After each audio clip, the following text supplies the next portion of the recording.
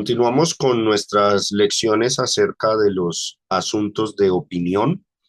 Esta ya es nuestra lección número 19 y estamos ahondando en la primer carta a los Corintios en el capítulo 8. Esta es nuestra cuarta y última parte de nuestro examen minucioso a este hermoso capítulo de esta maravillosa carta. Vamos a leer ya los versículos que restan por escudriñar. Si bien son varios, la idea que transmite estos pasajes es muy breve y hemos dado lujo de detalles sobre estos principios a lo largo de esta serie, por lo cual entonces no me extenderé demasiado entre estos versículos del 8 al 13 que dicen, si bien la vianda no nos hace más aceptos ante Dios, pues ni porque comamos seremos más, ni porque no comamos seremos menos. Pero mirad que esta libertad vuestra no venga a ser tropezadero para los débiles, porque si alguno te ve a ti, que tienes conocimiento, sentado a la mesa en un lugar de ídolos, la conciencia de aquel que es débil no será estimulada a comer de lo sacrificado a los ídolos, y por el conocimiento tuyo se perderá el hermano débil por quien Cristo murió. De esta manera, pues, pecando contra los hermanos e hiriendo su débil conciencia contra Cristo, pecáis. Por lo cual, si la comida le es a mi hermano ocasión de caer, no comeré carne jamás para no poner tropiezo a mi hermano. Quiero que contemplemos que lo que es de opinión no afecta nuestra comunión con Dios. Ese es el principio que podemos nosotros sustraer de estos textos, de estas líneas que acabamos de leer. ¿Qué cosa? Lo que es de opinión no afecta nuestra comunión con Dios. Después de que el apóstol Pablo enseñó a los corintios que los ídolos no eran nada en realidad, eso lo vimos en el contexto, y que por lo tanto no afectaban ni las comidas que se ofrecieran a ellos, eh, pidiéndoles, eso sí, que tuviesen mucho tacto y amor para con los hermanos débiles.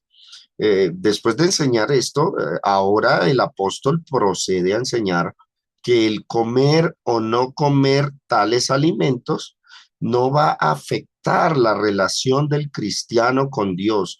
¿Qué dice el apóstol? Miremos ese versículo 8 de cerca. Si bien la vianda, ¿qué dice ahí? No nos hace más aceptos ante Dios, pues ni porque comamos seremos más, ni porque no comamos seremos menos. Tengan en cuenta, hermanos, que cuando dice aquí la vianda, no se refiere a cualquier comida, sino a la que en este contexto se tiene presente en la mente del escritor, o sea, comidas que habían sido sacrificadas a los ídolos, ofrecidas en adoración a ídolos.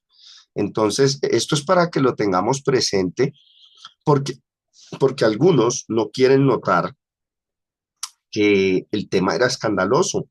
Y esto es importante nosotros contemplar el grado de escándalo que hay en este texto. Si bien la vianda, y podríamos sugerir ahí una elipsis, la vianda sacrificada a los ídolos, en adoración a ídolos, comerlas no nos hace más aceptos ante Dios. Esto significa que ante el Señor, el que decide comer no verá afectada su comunión con Dios y el que decide no comer tampoco. Adicionalmente, podemos concluir que las expresiones ser más y ser menos, voy a resaltarlas ahí, pues ni porque comamos, ¿qué dice ahí? Seremos más, ni porque no comamos, seremos menos. esas dos expresiones que indican que el comer ese tipo de alimentos, aunque tengan cierta cuestión de escándalo por lo de la idolatría, no hace superior al hermano que no come, no lo convierte en más sabio, no lo vuelve un mejor cristiano y viceversa. El que se abstiene, el que come, perdón, no va a ser menos santo y menos inmaculado que el que se abstiene. Este asunto, mis amados hermanos y oyentes, podríamos compararlo con la temática del matrimonio. El matrimonio y el celibato. Este contraste hago aquí como un ejemplo. En esa temática del matrimonio y el celibato que el apóstol Pablo menciona en el capítulo anterior, Primera de Corintios 7, eh, allí el apóstol inspirado enseñó que el que no tiene don de continencia y se casa, no es menos santo que el que sí tiene don de continencia y no se casa. Pablo, en ese capítulo 7 de la primera carta a los Corintios, enseñó que el no estar casado o ser soltero era una condición que traería muchas ventajas, eso sí lo reconoce el apóstol Pablo, pero esas ventajas no fueron algo que volviera o convirtiera al soltero en alguien más santo o mejor cristiano que el que estaba casado. Vamos a leer. Miren lo que dice Primera de Corintios 7:28. Dice, si te casas, no pecas. Y si la doncella se casa, no peca. Ahora advierte, esos que se casan, los tales tendrán aflicción de la carne y yo os la quisiera evitar. Ahora, Pablo dice esto, hermanos, es porque en aquella época los cristianos estaban siendo cruelmente perseguidos. Entonces, casarse en esa época iba a traer muchos problemas. Era mejor estar soltero, porque es que los que estaban casados, bueno, por ser cristianos los perseguían, pero era muy doloroso ver que mataran a sus seres queridos. Entonces Pablo recomienda que es mejor estar soltero, es teniendo en mente, como dice en los versículos anteriores, la situación que apremia, refiriéndose a la persecución.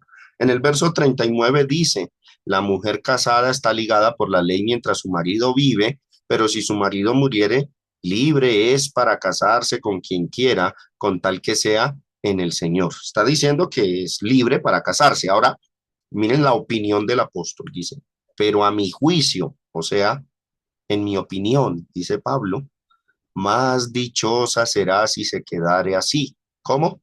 Soltera.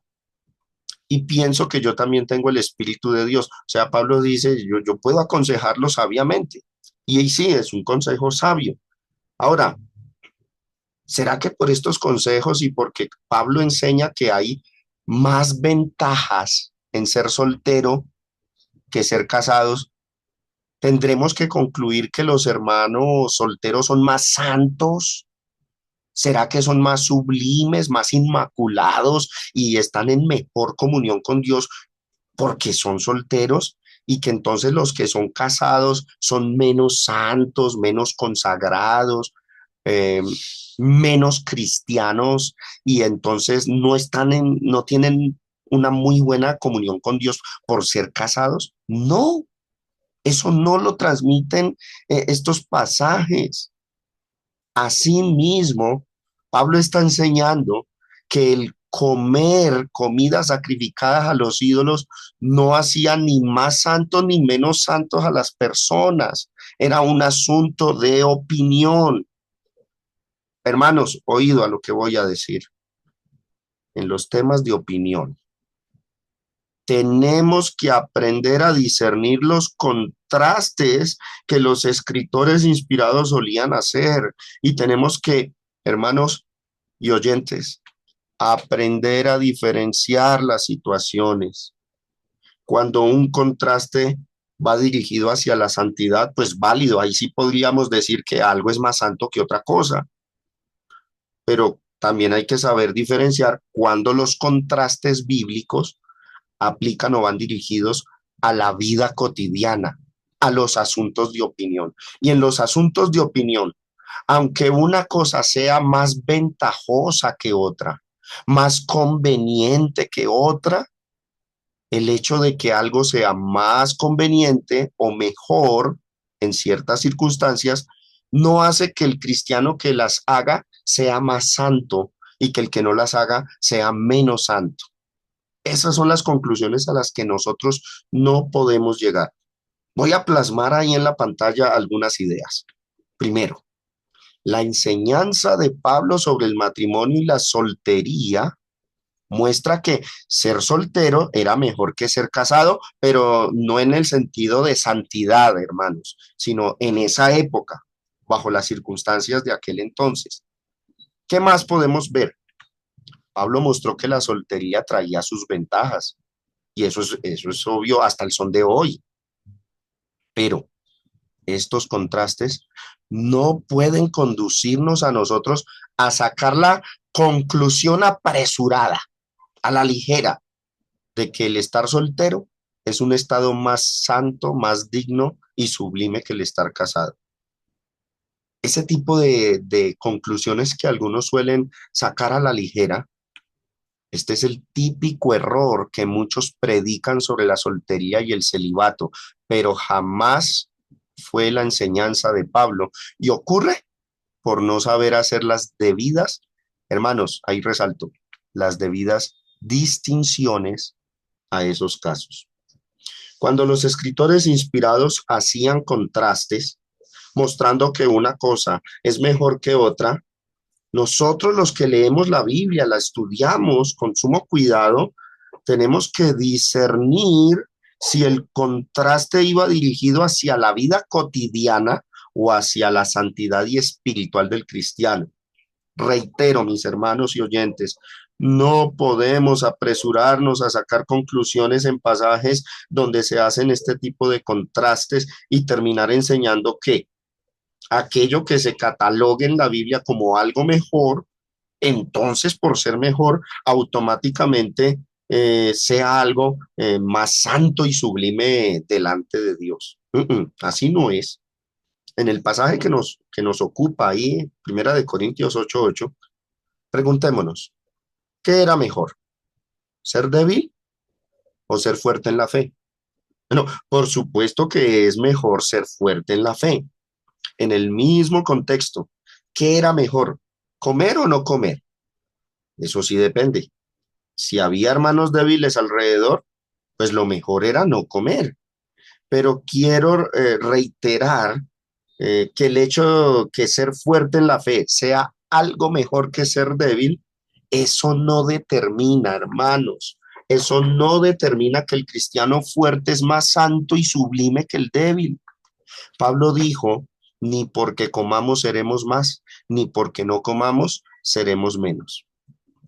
Hermanos, esto lo enfatizo porque lastimosamente este ha sido el lío de muchos a la hora de abordar los asuntos de opinión. No comprenden que en la Biblia hay temas que sí se contrastan, en donde se muestra que una cosa es mejor que otra, pero no necesariamente aplican esas cosas mejores o peores a la comunión con Dios.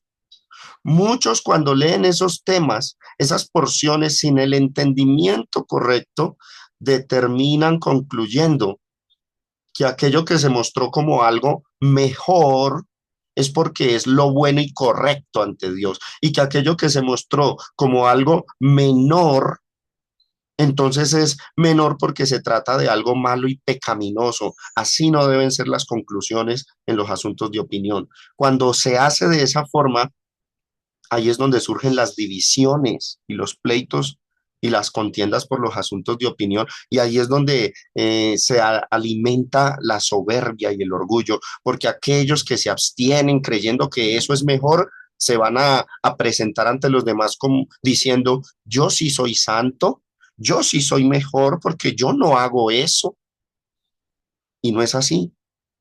¿Qué está diciendo? Volvamos a leer Primera de Corintios 8:8. Eso no nos hace más aceptos ante Dios, ni seremos más, ni seremos menos. Es que eso es lo que tenemos que entender. Hoy día, actualmente, Nosotros no tenemos que afrontar las problemáticas que tuvieron que afrontar los cristianos de Corinto. Nosotros hoy día no tenemos que discutir si comer carne de cerdo es pecado o no. Eso no nos agobia a nosotros, por lo menos en la iglesia de Cristo. Por ende, podemos estar seguros que lo que dijo Pablo a los Corintios en este capítulo es asunto del pasado. Sin embargo, mis hermanos, la Biblia fue escrita para que nosotros sustrajéramos principios espirituales de estas situaciones. El Salmo 119, versículo 160, a propósito, un salmo que lastimosamente ha sido muy mal entendido, dice, la suma de tu palabra es verdad y eterno es todo juicio de tu justicia. Muchos cuando leen la expresión la suma, están imaginando la operación aritmética, matemática, pero el término suma puede significar esencia. Por eso, esta traducción que les pongo ahí en pantalla, Nueva Traducción Viviente, traduce el texto así: la esencia misma de tus palabras es verdad, tus justas ordenanzas permanecerán para siempre. A la Biblia hay que sacarle la esencia. Y a estos temas de opinión discutidos en Primera de Corintios 8, aunque no aplican a nosotros porque nosotros no peleamos y comemos comidas sacrificadas a los ídolos, ni discutimos si es pecado o no comer carne de cerdo, los principios, la esencia de la enseñanza que está en Primera de Corintios 8 es lo que nosotros tenemos que aplicar para nuestras vidas hoy en los asuntos de opinión que sí nos afectan en la actualidad. El principio que sustraemos de este pasaje, mis hermanos y oyentes, es que hacer o practicar cosas que pertenezcan al ámbito de la opinión no te inferiorizan para con Dios. El hacerlas o no, o abstenerse de hacerlas, no te hace ni más ni menos, ni superior ni inferior, ni más acepto ni menos aceptos, ni mejor cristiano ni peor cristiano. Esto es lo que está enseñando Pablo en Primera de Corintios 8:8. Esa es la esencia del texto. Si bien es cierto que el pasaje que nos ocupa se refiere directamente a una práctica en particular, o sea, el comer alimentos que antes habían sido sacrificados a los ídolos, este caso sirve, hermanos, de modelo y de ejemplo para que le saquemos la esencia y lo apliquemos y apliquemos esos principios espirituales que Pablo está enseñando ahí a todo caso moderno y actual. Y en conclusión, hermanos, ahí está el título. Lo que es asunto de opinión, grabémonos esto y creámoslo porque es lo que enseña el Espíritu de Dios a través de Pablo.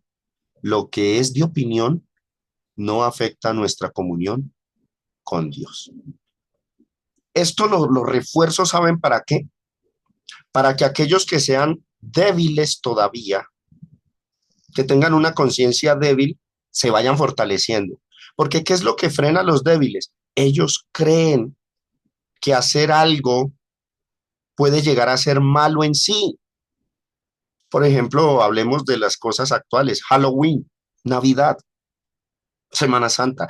Los hermanos débiles creen que hacer ciertas cosas en esas fechas está mal, les va a afectar la comunión con Dios de alguna forma. Bueno, aprendan esto: lo que es de opinión no afecta nuestra comunión con Dios. ¿Quién lo dijo? El apóstol Pablo. ¿Dónde lo dijo? En Primera de Corintios 8:8. ¿En qué caso lo aplicó? Al caso de las comidas. Pero esta esencia, este principio, aplíquese a todo asunto de opinión y verán que no vamos a tener líos ni problemas en la iglesia por estas cuestiones.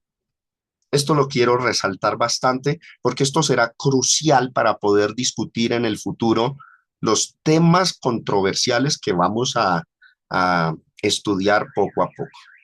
Este principio nos va a regir, hermanos, a la hora de hablar de los temas controversiales de manera directa. Entonces, quiero que nos aprendamos esto y que lo aceptemos, porque esto es cuestión de fe. Hay que creerlo, hay que aceptarlo. que lo que es de opinión no afecta nuestra comunión con Dios, lo enseñó el apóstol Pablo en este capítulo. Quiero que miremos las exhortaciones finales que Pablo hizo para los fuertes en la fe, porque no todo es color de rosa para los fuertes en la fe. Ellos tenían que tener mucho cuidado, mucho tacto con los débiles. Es más, a los débiles, como se les llama niños, se les excluye de la mayor responsabilidad. De hecho, la mayor responsabilidad recae en los fuertes. Es como cuando en la casa tenemos niños pequeños. Los daños que el niño pequeño haga, no les aplicamos a ella a ellos la mayor responsabilidad. ¿A quiénes le va la mayor responsabilidad? A los padres, ¿cierto?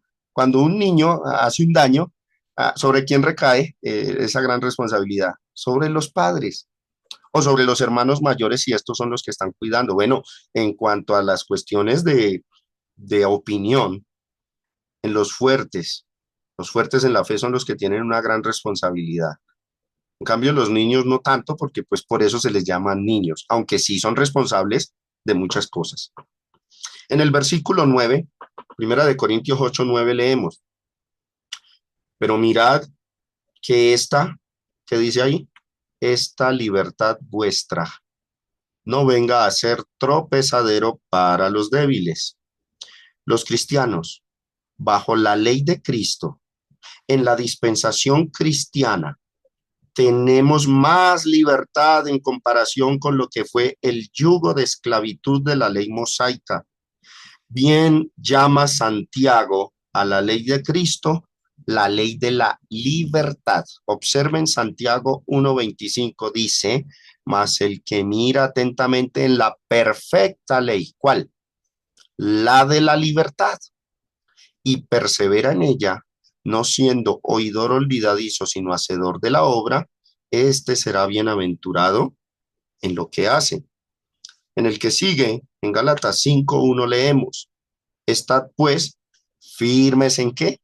En la libertad con que Cristo nos hizo libres y no estéis otra vez sujetos al yugo de esclavitud.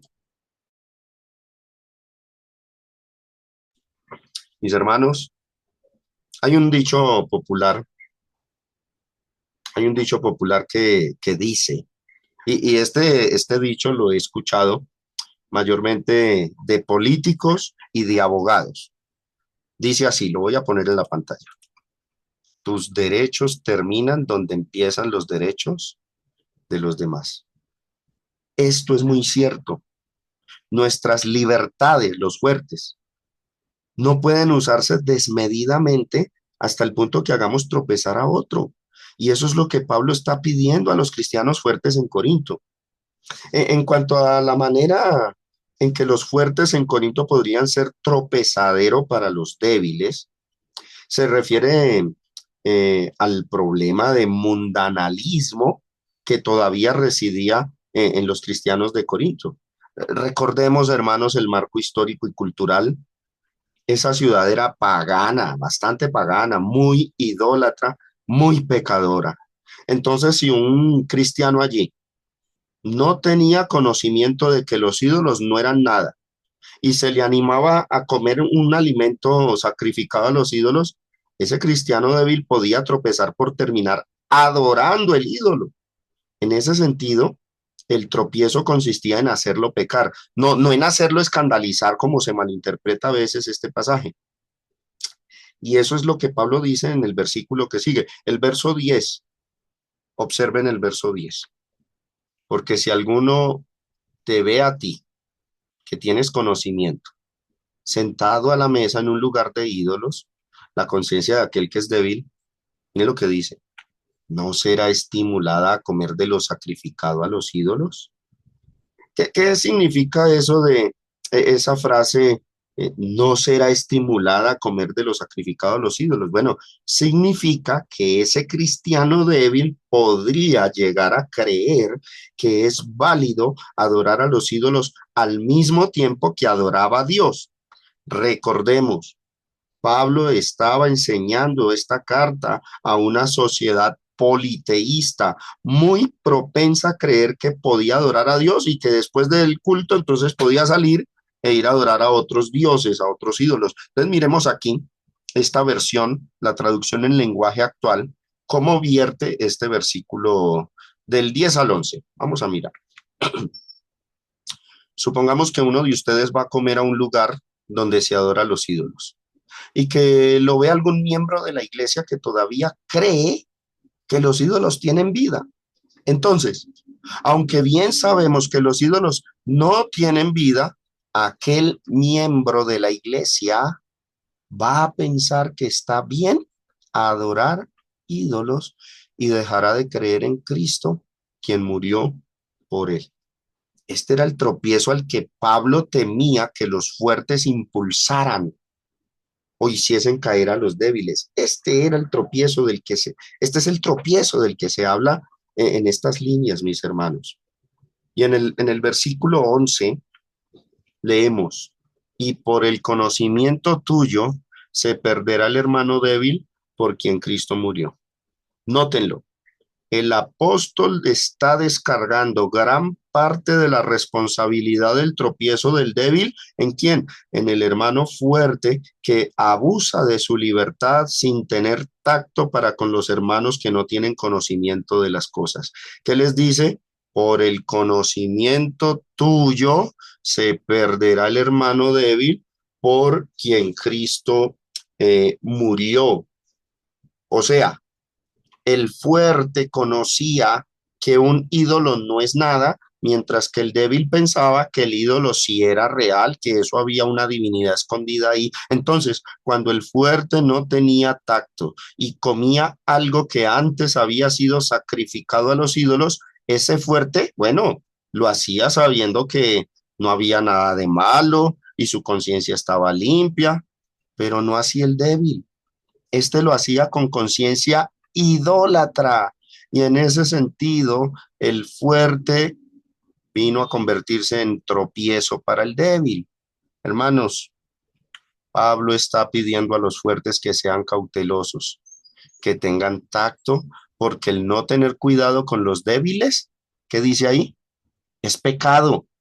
Verso 12, ¿qué dice el verso 12? Mire lo que pasa con ese débil cuando no se tiene tacto. Se perderá el hermano débil, dice el verso 11. Y el 12 añade, de esta manera, o sea, haciendo las cosas sin tacto, de esa forma, actuando así inmaduramente, dice, pues, pecando contra los hermanos e hiriendo su débil conciencia, contra Cristo pecáis. Mis hermanos, no tener tacto con los débiles no es algo superficial, no es algo que se deba suavizar. Ah, ay, me faltó tacto con ese hermano débil y él terminó adorando un ídolo. Eso no es suave. Según este texto, es pecado. Los fuertes podemos llegar a pecar. ¿Cómo? Haciendo tropezar al débil. ¿En qué sentido? Impulsándolo a que peque. ¿Y cómo puede llegar a pecar en esta circunstancia? No practicando en sí algún pecado, sino que su conciencia, por no ser fuerte y por no tener conocimiento, al comer lo sacrificado a los ídolos, era adorar a los ídolos en la mente de él. Y aquí es donde la gran responsabilidad está en la conciencia de las personas, mis hermanos. A veces a mí me preguntan, hermano Germán, o sea que si yo hago algo con una conciencia de que eso no está mal y eso es asunto de opinión, entonces no está mal. Claro que sí, eso es lo que está enseñando la Biblia. Yo sé que para muchos eso suena como, ¿qué es lo que está enseñando? No, eso es lo que enseñó Pablo.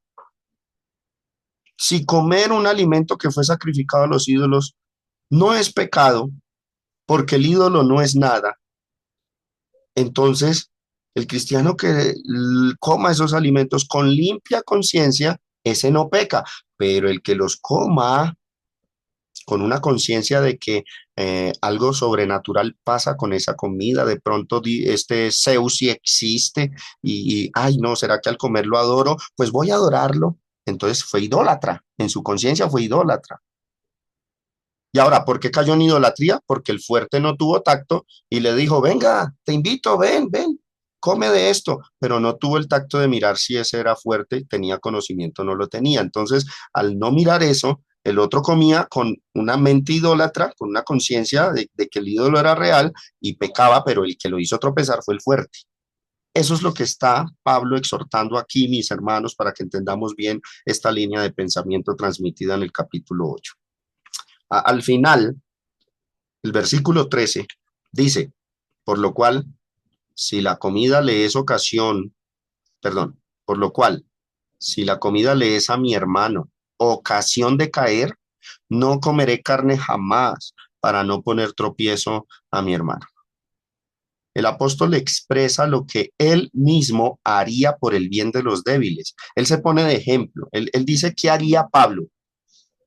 Pablo aquí procede a ponerse él mismo de ejemplo, expresando lo que él haría en una situación como la que vivían los corintios. ¿Qué dice? Por lo cual, si la comida le es a mi hermano ocasión de caer, yo, Pablo, yo no comeré carne jamás, para yo, Pablo, no ser tropiezo a mi hermano.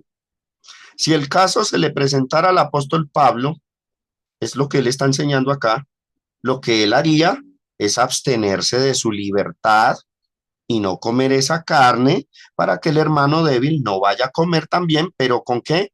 Con mentalidad idólatra y entonces termine pecando. Aquí merece que hagamos unas aclaraciones, mis hermanos y oyentes. Pablo pareciera hablar en términos absolutos. No comeré, lo va a resaltar, no comeré carne jamás. Pareciera que Pablo está renunciando a comer carne, ¿sí? Pero en realidad, hermanos, ¿saben qué tenemos ahí con esa expresión absoluta? No comeré carne jamás. Yo les enseñé una figura de lenguaje algún domingo que se llamaba hipérbole. Es una exageración. O sea, Pablo está exagerando. Hace una exageración que busca hacer reflexionar a los fuertes para que no les sean tropiezo a los débiles. Dice Pablo, no comeré carne jamás, pero nos preguntémonos, ¿estaba declarando el apóstol Pablo que entonces se iba a volver vegetariano por el resto de su vida? Sí, eso es lo que enseña este texto. No, eso no es lo que está enseñando Pablo aquí. Hermanos, la hipérbole se hace con el fin de poner un énfasis y es hacerle caer en cuenta a los fuertes lo importante que es tener cuidado y tacto con los débiles. Obviamente Pablo sí iba a seguir comiendo carne, pero lo haría en otras circunstancias donde sintiera que no está haciendo tropiezo a ninguno. Es más, en el capítulo 10, dos capítulos más adelante, dijo lo siguiente, 10:25. De todo lo que se vende en la carnicería, comed sin preguntar nada por motivos de conciencia. Pablo no se iba a contradecir diciendo en el capítulo 8 que no volverá a comer jamás carne en toda su vida y luego en el capítulo 10, en menos de dos capítulos, contradecirse y va a enseñar lo contrario, incluso animando a los hermanos a que sí coman carne y que todo lo que les pongan en la mesa háganle, coman. Lo que Pablo está diciendo es, delante de los débiles yo no lo voy a hacer. Está el entendimiento. Delante de los débiles no lo haré nunca. ¿Y cómo sabemos? Ay, a mí me parece que el hermano Germán está entendiendo mal el versículo 13, que ese no comeré carne jamás debe ser interpretado en absoluto. No, Pablo tiene eso en mente, en consideración, que el débil lo esté mirando, que el débil lo esté viendo. Delante de él no iba a comer carne jamás para no serle tropiezo. Ay, ¿dónde dice eso? Bueno, retroceda al versículo 10 que leímos ahorita. ¿Y cómo empieza el verso 10? Porque si alguno te ve a ti, que tienes conocimiento, etcétera. Pablo no está renunciando a su libertad de manera absoluta, sino que se abstiene de ella bajo ciertas circunstancias. ¿Cuándo? Cuando él note que puede serle tropiezo a un hermano débil. En pocas palabras, Pablo está enseñando que delante de los débiles tenemos que tener cuidado, pero que en otras situaciones no tendríamos ningún problema. Este principio, esta esencia, mis hermanos, se detallará mejor cuando lleguemos a la exposición del capítulo 10 de Primera de Corintios. Allí vamos a ver las razones del por qué Pablo enseña este principio. Para finalizar esta exposición y examen minucioso del capítulo 8 de la primera carta a los Corintios, yo animo a todos a que consideren todos estos principios que hemos aprendido de este pasaje y los sumemos con los principios que también aprendimos y sustraímos de las lecciones de Romanos capítulo 14. Sumemos todo, mis hermanos y oyentes, y saquemos conclusiones con buen discernimiento, con mente abierta y con un corazón deseoso de entender correctamente la voluntad de Dios.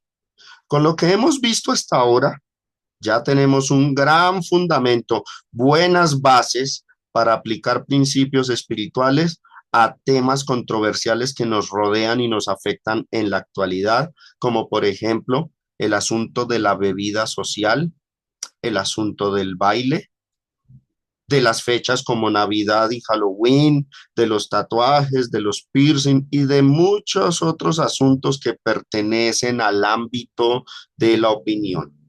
Quiero cerrar esta parte recordando que a partir de la próxima lección abordaremos el capítulo 10 de la carta a los Corintios y que ese será el último capítulo de la Biblia al que le vamos a hacer una exégesis minuciosa versículo por versículo. Terminado el estudio exegético del capítulo 10, luego de explicar esa porción, vamos a proceder a tratar directamente con los temas controversiales que nos cobijan y afectan en la actualidad, tema por tema, aplicando todo lo aprendido de estas lecciones. Gracias por la atención que me prestaron. Que el Señor les bendiga y les fortalezca.